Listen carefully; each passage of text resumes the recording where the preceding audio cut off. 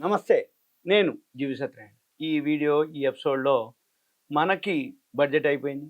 Budget తర్వాత ఇప్పుడు ఒక 120 ప్లేస్‌లకి విమాన సర్వీసెస్‌లు సేవలు పెంచాలి. చిన్న చిన్న పట్టణాల్లో కూడా చేయాలనేది ఉడాన్ పథకంలో మార్పులు చేయడం జరిగింది. అవేంటియో చూద్దాము.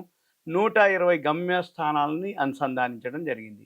ఇప్పుడు రాబోయే రోజుల్లో చిన్న చిన్న పట్టణాలకు కూడా విమాన సేవలు పెంచేందుకు ఈ ఉడాన్ పథకంలో ప్రభుత్వం కొన్ని మార్పులు చేయడం జరిగింది. ఆ మార్పులేందో చూద్దాము. కొత్తగా 120 గమ్యస్థానాలకి అనుసంధానించడం జరిగింది. ఒకప్పటికి ఇప్పటికి ఏంటిదంటే ఇప్పుడు ఎవరైతే అంటే ఎకానమీ బాగుండటం, ఎవరైతే ఇన్‌కము బాగా రావటం, ఫ్లైట్‌లో ఎక్కువ జర్నీ చేయటం. ఇప్పుడు ఎక్కడికైనా పోవాలి అనగానే ఫ్లైట్‌లోనే ఎక్కువ శాతం అనమాట. అంటే మీకొక చిన్న ఉదాహరణ, అంటే మన పిల్లలు ఇప్పుడు యూఎస్ గాని ఎక్కడికైనా పోయినరో, ఈ మధ్య కాలంలో చాలా సార్లు పేపర్‌లో కూడా పడింది. ఎయిర్‌పోర్ట్‌లు కూడా బస్ స్టాండ్‌ల మాదిరి అయినాయనమాట. అంత రష్ ఉంటుంది. శబరిమలై గాని, ఇప్పుడు ప్రయాగ్‌రాజ్ కుంభమేళా గాని, ఇటువంటియన్నీ. లేపోతే యూఎస్ గాని ఎప్పుడైనా మన పిల్లల్ని పంపించటానికి ఎడ్యుకేషన్ లోన్ తీసుకొని వాళ్ళంతా ఎళ్ళిపోవటం గాని, రావటం గాని, ఇలా జరుగుతుంది అంటే అంత రష్ ఉంటుందనమాట ఎయిర్‌పోర్ట్‌లు. అందుకని రాబోయే రోజుల్లో చిన్న చిన్న సెంటర్‌లు గూడా ఎయిర్‌పోర్ట్‌లు వస్తాయన్నమాట. దాన్ని ఉడాన్ అంటాం.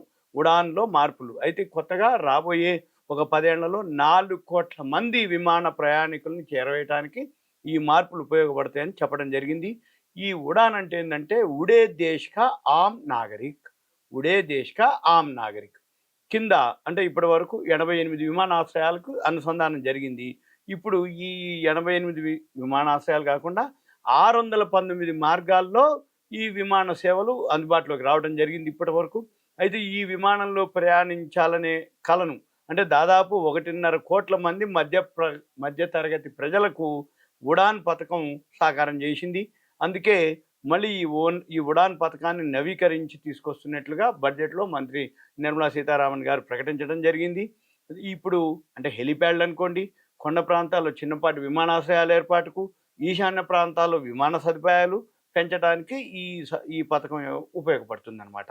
అంటే ఈ పథకం వల్ల ఏమైతుందంటే మన పని ఏంటిదిగా, మన షేర్ మార్కెట్‌కి సంబంధించి రాబోయే రోజుల్లో దీనికి సంబంధించిన ఏవైతే షేర్లు ఉంటాయో అవన్నీ కూడా రాబోయే రోజుల్లో ఇంకా పెరుగుతాయి. నేను మీకు 1, 2 కంపెనీల పేరు చెప్తా. అది ఎలా ఉంటదో, ఎక్కడ ఉంటదో చెప్తాను.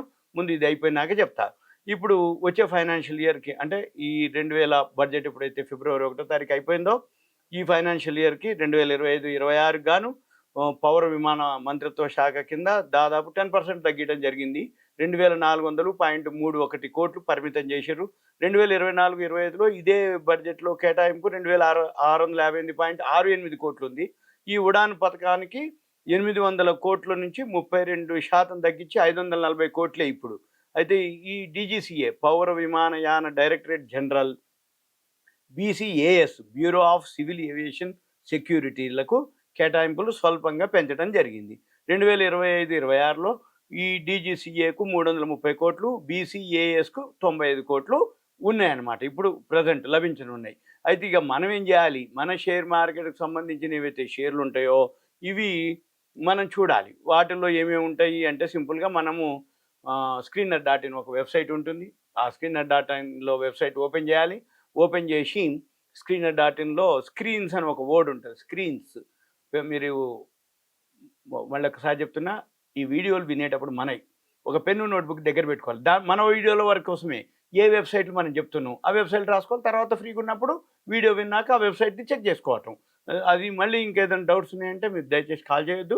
మీ పేరు, ఏరియా, వాట్సాప్ మెసేజ్ పెట్టి మీకు ఇంకేమైనా డౌట్స్ ఉన్నాయనుకోండి, మెసేజ్ పెట్టారనుకోండి, నేను మీకు తర్వాత వీలు చూసుకొని ఎక్స్‌ప్లెయిన్ చేయటం అనేది ఉంటుంది. ఇక ఇప్పుడేం చేయాలి? స్క్రీనర్ డాట్ ఇన్ ఒక వెబ్‌సైట్ ఉంటది. Screener SCREENER dot in, screener dot in. దాంట్లోకెళ్ళాలి, స్క్రీన్స్‌కెళ్ళాలి. స్క్రీన్స్‌లోకెళ్తే రైట్ సైడు బ్రౌజ్ సెక్టార్స్ అని ఉంటది. ఈ బ్రౌజ్ సెక్టార్స్‌లో first word aerospace and defence అని ఒక వర్డ్ ఉంటుంది. దాన్ని ఆ బ్రౌజ్ సెక్టార్‌లో ఆ సెక్టార్ అనమాట. దాన్ని క్లిక్ చేయాలి. 28 కంపెనీలున్నాయి దీంట్లో. ఈ 28లో మనం ఏం చేయాలి? దీనికి సంబంధించినయి ఏరోస్పేస్‌కి అవి మనం దీంట్లో చూసుకోవాలి. చూసుకొని ఈ ఏరోస్పేస్‌కి సంబంధించిన ఏవైతే ఉన్నాయో కంపెనీలు, ఆ కంపెనీలకు సంబంధించి మనము ఆ కంపెనీలు ప్రాఫిట్ అండ్ లాస్ బ్యాలెన్స్ షీట్లు చూసి రేపు రాబోయే రోజుల్లో ఏ శాఖకి ఎంతెంత కేటాయింపులు జరుగుతున్నాయి అంటే ఏంది, ఏవైతే ఏరోస్పేస్కి సంబంధించి ఫండ్స్ ఇప్పుడు బడ్జెట్లో కేటాయింపులు జరిగినాయి. పోయిన సంవత్సరం ఎంత కేటాయింపులు జరిగింది, ఈ సంవత్సరం ఎంత కేటాయింపులు జరిగింది, కొత్త విమానాశ్రయాలు ఎక్కడెక్కడ ఏమవుతున్నాయి, ఎన్ని జరుగుతున్నాయో చూడాలి. ఇవన్నీ చూసి మనం ఏం చేయాలి, వాటికి సంబంధించిన ఇన్ఫర్మేషన్ తోటి ఆ షేర్లు మళ్ళీ quarterly results, annual results, promoter స్టేక్లు ఇవన్నీ ఫండమెంటల్ చెక్ చేసి మళ్ళీ గ్రాఫ్ చెక్ చేసుకొని మనం గ్రాఫ్తో పాటుగా ఎక్కడ ఎంటర్ అవ్వాలి, ఎక్కడ ఎగ్జిట్ అవ్వాలి, ఎక్కడ కొనాలి, ఎక్కడ అమ్మాలి, ఎప్పుడు కొనాలి, ఎప్పుడు అమ్మాలి, ఇవన్నీ కూడా మనం అబ్జర్వ్ చేయాలి. ఉటికినే ఇక ఏరోస్పేస్ అనగానే కొనకూడదు. అంటే దాంట్లో వాల్యూ ఉందా లేదా, రేపు రాబోయే రోజుల్లో ఏ కంపెనీ అంటే ఎక్కడ ఏ స్టేట్లో ఎన్ని తొందరగా అవుతున్నాయి, అక్కడ ఏ విమానాలు తిరుగుతున్నాయి, ఏ విమానాలకి అంటే ఎక్కువ విమానాలు ఏవి తిరుగుతున్నాయి అంటే ఆ విమానాలకు బిజినెస్ బాగున్నట్టు. మన పని ఏంటిది, విమానాశ్రయాలు ఉండాలి, తిరిగే విమానాలు కావాలి. ఆ తిరిగే విమానాలు ఏమేమి కంపెనీలో మనం చూసుకొని వీటిలో ఉంటాయి, లిస్ట్ ఉంది ఇక్కడ. ఈ లిస్టు ప్రకారంగా చూసుకొని ఇప్పుడు నేను పేరు చెప్పట్లేదు. ఒకవేళ మీకు ఏదైనా ఇంట్రెస్ట్ ఉంది అంటే మీరేం చేయాలి, దానికి సంబంధించినటువంటి మన విమానాలకు సంబంధించినవి అనమాట, అవి మనం అబ్జర్వ్ చేసి మనం చేయాలి. ఇంకా మీకు ఏదైనా డౌట్ ఉందంటే మీరేం చేయాలి, సింపుల్గా మీ యొక్క పేరు, ఏరియా వాట్సాప్ మెసేజ్ పెట్టి, ఇప్పుడు సపోజు ఏరోస్పేస్కి సంబంధించిన ఏమన్నా ఉన్నాయి అనుకోండి, అవి మనం చూడాల్సి ఉంటుంది. ఇప్పుడు ఇదే కాదు, దీంట్లో చాలా ఉంటాయి అన్నట్టు. ఏరోస్పేస్ అని కొట్టినా, లేదు మీరు గూగుల్కి వెళ్ళి ఎయిర్కి సంబంధించిన ఏరోప్లేన్ అని కొట్టి దానికి సంబంధించిన షేర్స్ అని కొట్టినా మీకు ఒక పెద్ద లిస్ట్ వచ్చేస్తుంది. ఏరోప్లేన్ షేర్స్ అనాలి.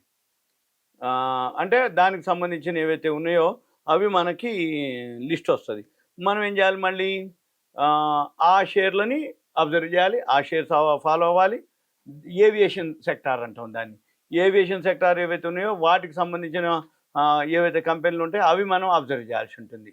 సింపుల్గా ఇగో దీంట్లో వచ్చి ఇంటర్ గ్లోబ్ ఏవియేషన్ అని, స్పైస్ జెట్, గ్లోబల్ వెక్ట్రా, ఇలా అనమాట కంపెనీలు ఉంటాయి. ఏవైతే ఉన్నాయో అవి మనం అబ్జర్వ్ చేయాలి.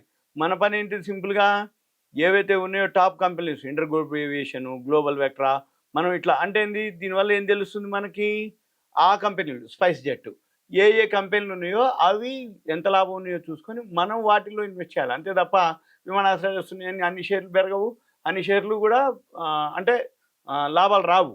కాబట్టి మనం దీన్ని అబ్జర్వ్ చేసి చేయాలి. ఓకే, థ్యాంక్ యూ, సెలవు.